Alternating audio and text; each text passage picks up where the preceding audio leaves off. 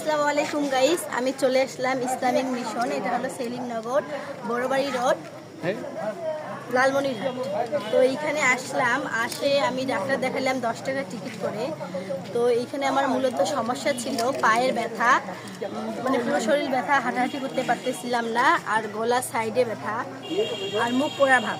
তো দেখেন, আমি জ্বরের কথা বলি নাই, তারপর দেখেন ফার্স্ট দিছি। তারপরে হলো এটা যে বেনিডন দিছে।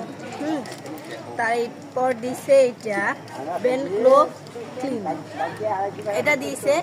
এখন কি আমার সমস্যা অনুযায়ী কি ওষুধ দিছে কিনা আমি ডাক্তারের মানে দৃষ্টি আকর্ষণ করতেছি। আপনারা এই ভিডিওটা এত পরিমাণে শেয়ার করে দিবেন যে মানে আসলে কি ডাক্তার আমাদের ঠিকমতো ওষুধ দিচ্ছে কিনা এটা যাতে সবাই দেখতে পারে। তো দেখেন, অনেক মানুষ আসছে, তো আমার ভিডিওটা সবাই একটু বেশি বেশি করে শেয়ার করে দিবেন।